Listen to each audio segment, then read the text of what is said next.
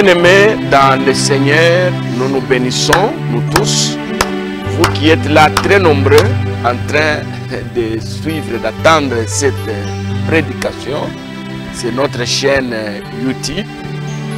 Que le Dieu que je sers vous soit favorable. Mon Dieu est vivant, mon Dieu donne la vie. Et je prie qu'il vous donne cette vie-là, car nous en avons besoin. Moi, j'ai besoin de la vie.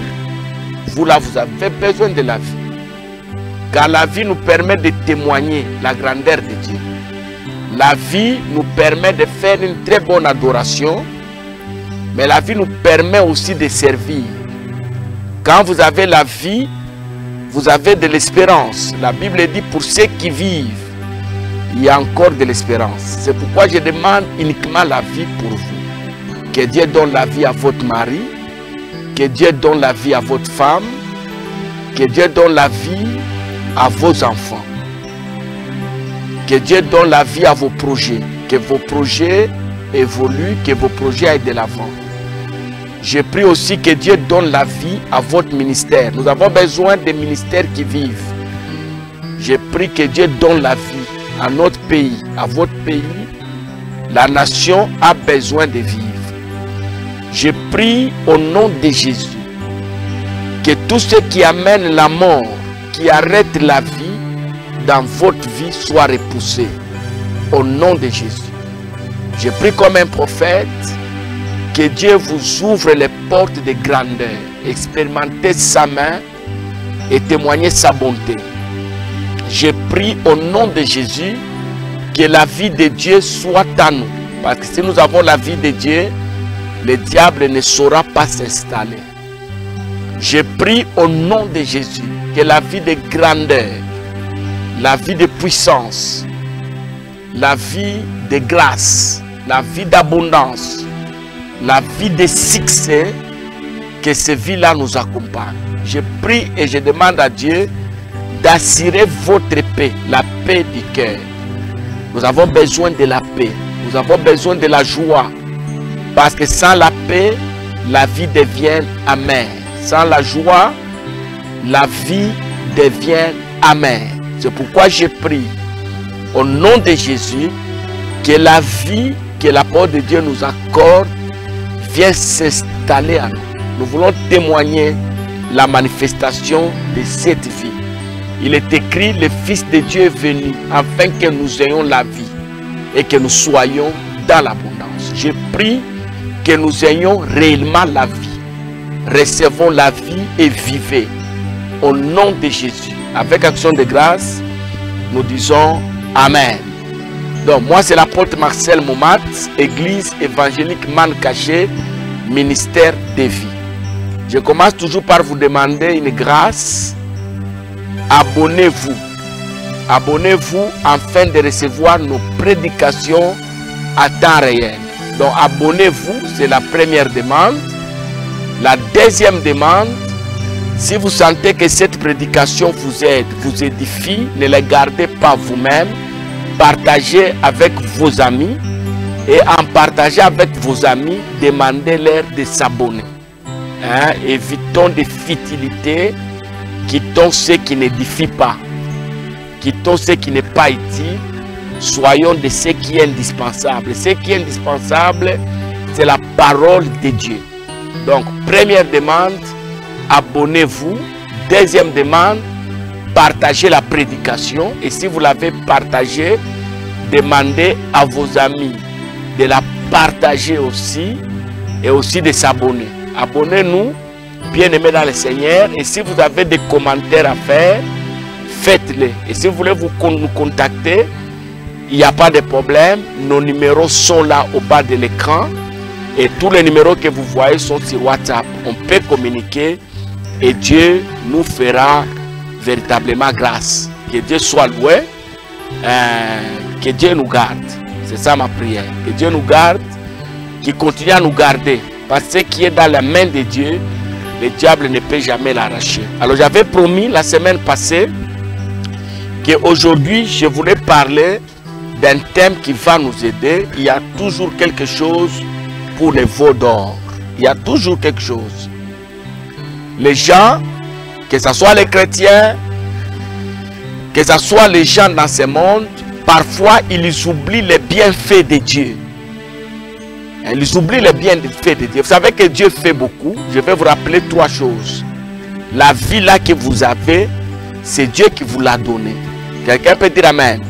Même si vous êtes né d'un homme, d'une femme, même si vous êtes venu d'une famille qui a des moyens, même si vous êtes allé naître dans un hôpital spécial, retenez que la vie que vous avez maintenant, même moi qui te parle, la vie que je possède, c'est Dieu qui m'a donné. En dehors de Dieu, personne d'autre ne peut donner la vie.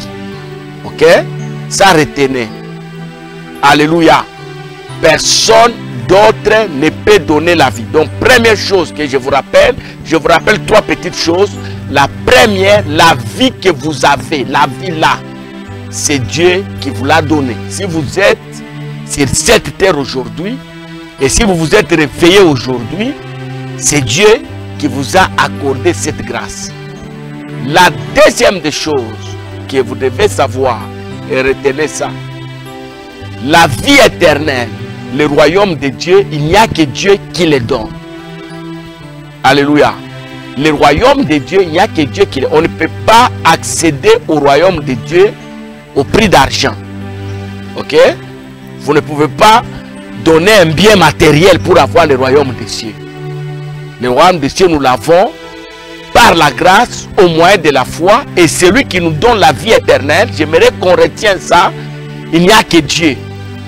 Et la troisième des choses dont je vous rappelle, la mort, ce n'est pas une malédiction. Donc mourir, ceux qui meurent aujourd'hui, ne pensons pas qu'ils sont punis, ne pensons pas que Dieu ne les aime pas, que Dieu ne les connaît pas. La mort, bien aimée dans le Seigneur, ce n'est pas une malédiction. Et si nous vivons aujourd'hui, c'est Dieu qui nous garde en vie. Ceux qui viennent à dire que le jour de ta mort, même si toi tu ne connais pas la manière dont tu vas quitter ce monde, Dieu connaît déjà. Donc je vous rappelle, c'est pourquoi ce Dieu-là, il mérite nos actions de grâce, lui rendre grâce par des paroles, mais aussi par des biens matériels. Chaque matin, quand on se réveille, il faut rendre grâce à Dieu. La nuit, avant d'aller au lit, il faut rendre grâce à Dieu. Maman, toi qui as mis au monde, tu as eu des enfants, il faut rendre grâce à Dieu parce qu'il y a des femmes plus importantes aux yeux des hommes, plus que toi, mais qui n'ont jamais mis au monde. Quelqu'un peut dire Amen. Il y a des gens qui ont des moyens pour élever des enfants, nourrir les enfants, mais n'en ont pas. Il y en a qui accouchent pour enterrer. Mais toi, Dieu t'a fait grâce d'en avoir peut-être un enfant, peut-être 2, peut-être 3, peut-être 15. Ce qui est important, ce n'est pas le nombre d'enfants que tu as. Ce qui est important et ce qui doit t'amener à être reconnaissant, c'est l'enfant que tu as. Alors, puisque tu as un enfant, il faut rendre grâce à Dieu. Le ministère, être apôtre comme je le suis, représentant d'une communauté, c'est la grâce du Seigneur. Je dois lui rendre grâce, lui dire merci. Être serviteur, servant de Dieu. Donc, Dieu mérite beaucoup d'actions de grâce. Paul nous dit, rendez grâce à Dieu à chaque moment, à chaque circonstance. Telle est sa volonté à votre égard. Donc, Dieu veut que nous puissions nous rendre des actions de grâce. On a commencé l'année 2020 nombreux, mais je vous dis que ce n'est pas nous tous qui allons terminer l'année. Il y a des gens qui vont mourir avant que l'année ne se termine. Donc, nous devons lui rendre grâce pour ce que Dieu fait pour nous. Il y a des gens qui ont acheté des parcelles, mais n'ont jamais habité les parcelles qu'ils ont achetées. Il y a des gens qui ont acheté des véhicules, ils ont commandé des véhicules, mais n'ont jamais utilisé les véhicules qu'ils ont commandés. Mais si toi, tu as la grâce de jouir de ça, il faut rendre grâce à Dieu. Malheureusement, les veaux d'or bénéficient plus que Dieu. Quelqu'un peut dire Amen. Les veaux d'or, oui, bénéficient plus que Dieu. Alors, j'ai pris pour vous et pour moi-même un texte qui va nous aider. J'ai pris un Exode chapitre 32.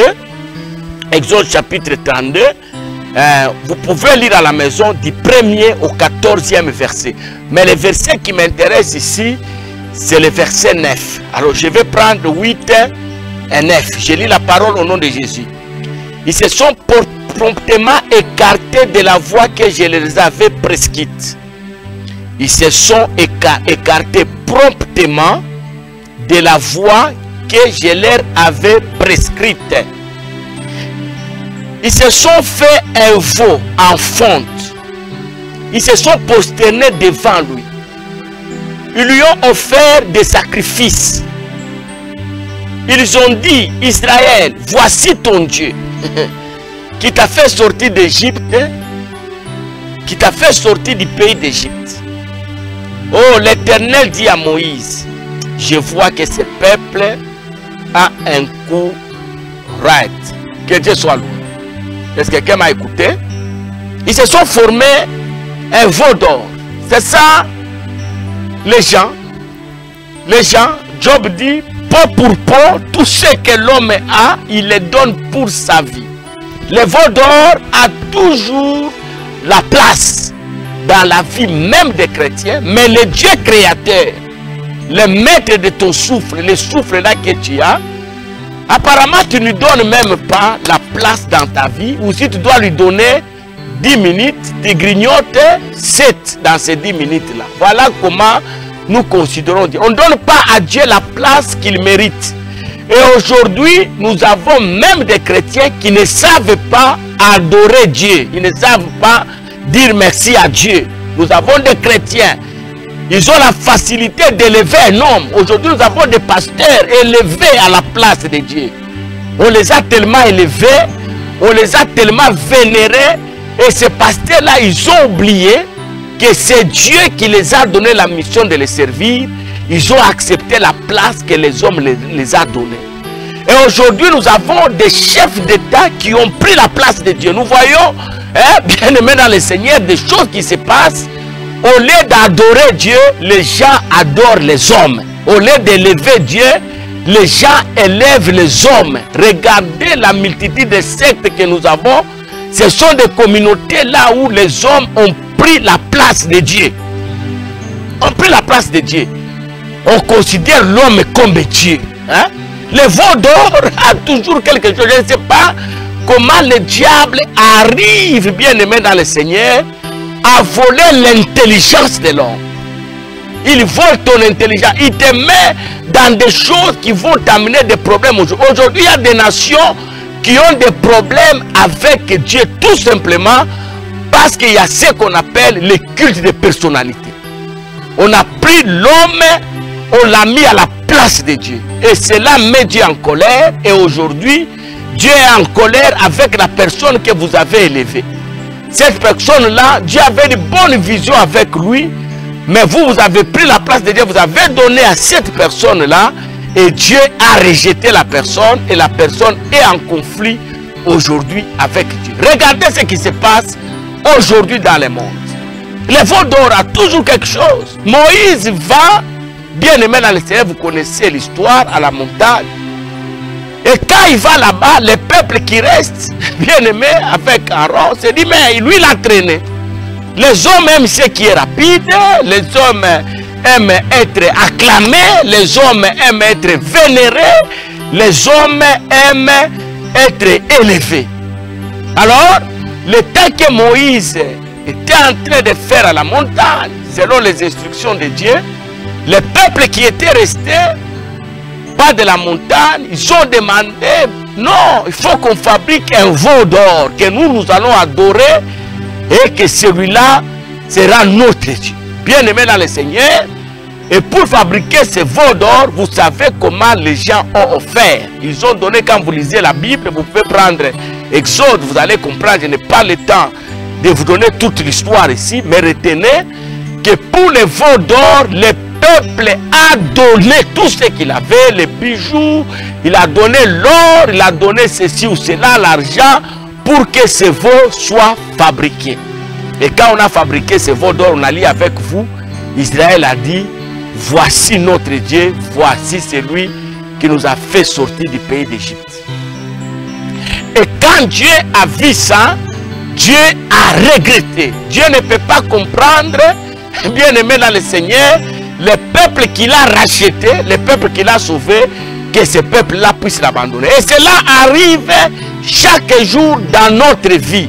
C'est la vie que nous avons, nous, les soi-disant enfants de Dieu, soi-disant Israël, entre guillemets. Le travail que tu as, c'est Dieu qui te l'a donné. Ce travail t'a permis d'acquérir beaucoup de biens. Tu as construit, tu as dévécu. Mais la personne qui t'a donné ces choses-là, c'est lui que nous appelons le Dieu créateur. Aujourd'hui, dans ta vie, il joue un second rôle. Tu l'as mis au second plan. Il n'a plus la place dans ta vie. Tu peux aller fêter dans une cérémonie de mariage. Tu peux passer des heures et des heures là-bas, tu ne t'inquiètes pas. Mais dans les choses de Dieu, si on te prend des heures, tu sens qu'on a pris tout le temps. Que Dieu soit loué. Nous aimons des choses qui frappent aux yeux. Mais Dieu, bien aimé dans le Seigneur, il n'a pas le temps. C'est comme ça aujourd'hui, nous avons des chrétiens qui ne méditent même pas la parole. Avant que tu puisses avoir des choses que tu as, tu prenais le temps pour méditer la parole. Mais aujourd'hui, tu ne le fais pas, cher pasteur. Avant que tu sois élevé à la dimension que tu as maintenant, tu aimais la vie de prière. Maintenant, aujourd'hui, ça ne te concerne pas. J'ai déjà assisté dans beaucoup d'assemblées où le pasteur n'entre qu'à l'heure de la prédication. Et lorsqu'il a fini sa prédication, il quitte l'église, va dans son bureau. Donc, avant la prédication, ça ne les concerne pas. Et après son message, ça ne les concerne pas. Les cultes, c'est pour les autres. Le veau d'or a toujours quelque chose et Dieu lui-même n'en a pas. Regardez ce que nous faisons pour les cérémonies de mariage. Nous donnons, nous répondons à des faire part. Nous donnons au-delà. Pour les musiciens mondains, on donne. Pour des fêtes d'anniversaire, bien aimés dans le Seigneur, on donne, on donne, on donne, on donne. Pour des funérailles, on donne. Bien aimés dans le Seigneur, nous nous battons même dans la poitrine. Moi, je vais m'occuper du transport. Moi, je vais acheter les cercueils. Moi, je vais acheter la tombe. Moi, je vais faire ceci et cela. Pour des cérémonies, bien aimés dans le Seigneur, terrestres, qui n'ont rien à voir avec la grandeur de Dieu, avec ce Dieu-là qui t'a donné des histoires que tu as là, nous sommes réticents. Nous nous posons beaucoup de questions. Nous sommes dans des églises où parfois nous avons besoin, bien aimé, dans le Seigneur, d'un instrument musical pour l'adoration du Seigneur. Tu vas voir, même celui qui a les moyens, il veut contribuer avec les gens qui n'en ont pas. Vous allez voir, nous avons des églises où nous voulons acheter la parcelle pour Dieu. Vous avez des moyens, bien aimés dans le Seigneur, pour acheter, donner à Dieu, mais vous ne voulez pas donner. Vous ne voulez pas, vous sentez que le diable vous impose un refus catégorique pour élever ce Dieu-là, le Dieu bon. Mais pour le diable, on fait beaucoup, bien aimé dans le Seigneur. Des chrétiens qui soutiennent des équipes de football, mais ne savent pas soutenir les orchestres chrétiens dans ce monde. Nous en voyons, non? Les musiciens mondains sont en train de bénéficier et ils nous donnent, ils nous appellent par des noms pour acheter notre morale. Parfois, nos églises, nos pasteurs ne sont pas soutenus. Bien aimés dans le Seigneur, vous avez la facilité de dépenser 50 000 $, 100 000 $, 10 000 $ pour des futilités. Au moment où l'église de Dieu a besoin de cet argent-là, vous ne savez rien faire. Bien aimés dans le Seigneur, le veau d'or a toujours quelque chose. Et aujourd'hui, beaucoup de mariages représentent le veau d'or. Aujourd'hui, beaucoup de cérémonies de deuil représentent des veaux d'or, bien aimés dans le Seigneur. Aujourd'hui, beaucoup de fêtes de mariage, beaucoup d'événements dans ce monde, bien aimés dans le Seigneur, représentent les veaux d'or. J'ai vu des hommes de Dieu, pour le Covid-19, ils ont engagé des moyens pour lutter contre cette maladie. Au moment où l'église de Dieu a besoin de faire un travail avec les moyens, les gens ne savent pas donner. Et tout cela pourquoi? Pour quelques raisons. Première raison, les hommes veulent paraître. Quand ils donnent comme ça, c'est pour qu'on acclame pour lui. Mais les acclamations là ne vont rien apporter dans ta vie par rapport au Dieu créateur. Bien aimé dans le Seigneur. Les gens aiment tellement paraître, ils aiment avoir des noms que les hommes leur donnent. C'est pourquoi les gens aiment faire des dons. Là, on va acclamer pour eux. Là, on va les élever. Là, on va les chanter dans une chanson du monde. Les gens aiment ça. Ils aiment apparaître. Deuxième raison, les gens aiment être acclamés. Les acclamations du monde. Les gens aiment ça. Ils aiment. Ils pensent que Dieu n'acclame pas. Ils pensent que Dieu... Écoutez, la seule personne qui peut vous faire paraître et vous faire asseoir sur une chaise là où personne ne viendra vous déloger, il s'appelle Dieu des armées. La troisième des choses, les gens aiment la gloire de ce monde. Pour la gloire, nous sommes prêts à donner ceci ou cela. Hein? J'ai vu pendant les campagnes électorales comment les gens ont fait des dépenses. Ils ont donné au groupe folklorique, et bien aimé dans le Seigneur. Ils ont donné, bien aimé, aux gens qui n'ont même pas Dieu. Ils ont donné aux féticheurs. Alléluia. Tout simplement pour que son nom soit connu. Mais le Dieu qui fait des choses simplement, il en a besoin. Maudissez, maudissez mon rose, parce qu'il n'est pas venu au secours de Dieu. Amen. Et lorsque Jésus avait besoin de manger les figues, il est arrivé devant les figuiers, il a trouvé que l'arbre n'avait pas de fruits. Il a maudit les figuiers. Alors je n'aimerais pas qu'un jour que Dieu s'élève contre toi. Et aujourd'hui, les gens donnent au veau d'or parce qu'ils n'ont pas la vision de Dieu. Les gens ne savent pas pourquoi Dieu lui a donné ces moyens. Il a les moyens, mais qui ne savent pas pourquoi Dieu l'a donné. Il y a même des gens qui ne connaissent pas, qui ne savent pas pourquoi il est né dans sa famille. Hein? Il néglige le sang. Le sang, on ne néglige pas. Israël n'a pas négligé le sang. Jésus n'a pas négligé le sang. Regardez tous les disciples que Jésus avait posés pour la question, ils étaient de quelle région. Vous allez comprendre que le sang a une valeur. Regardez l'histoire de la Bible. Même la Bible elle-même, quand vous la lisez, bien aimé, c'est le monde ambiant juif. C'est le monde ambiant juif. Posez-vous la question, pourquoi la Bible a été écrite selon le monde juif? Posez-vous la question. Les gens n'ont pas la vision de Dieu, ils ne comprennent pas. Pourquoi tel est son père biologique? Pourquoi tel est sa mère biologique? Pourquoi tel est son frère? Ils ne savent pas. C'est pourquoi vous allez trouver des gens, il abandonne sa propre famille et il s'attache à sa belle famille, à la famille de sa femme. Il y a des gens comme ça, bien aimés dans le Seigneur. Il a des frères, des sœurs qui souffrent. Tous les biens, tous les moyens qu'il a, c'est pour sa belle famille. Ce n'est pas mal. Mais vous devez avoir la vision de Dieu. Ce n'est pas pour rien que Dieu vous a pris, vous, tel que vous êtes là. Il vous a mis dans une église quelconque. Il vous a mis membre dans une église. Il vous a pris, vous, avec les moyens que vous avez. Il dit, voilà, vous, votre église, c'est là, votre maison. C'est là où Dieu vous a. Vous devez avoir la vision. Demandez à Dieu, Seigneur, pourquoi tu m'as créé? Il y a quelqu'un qui a chanté, Seigneur, pourquoi tu m'as fait homme? Pourquoi tu m'as créé? Dis-moi pourquoi tu m'as créé. Quand vous n'avez pas la vision de Dieu sur vous, tout ce que vous avez, c'est le veau d'or qui va en bénéficier. Et quand Dieu vous regarde, il dit, voilà, ce peuple a un courage. Il a un coup dur.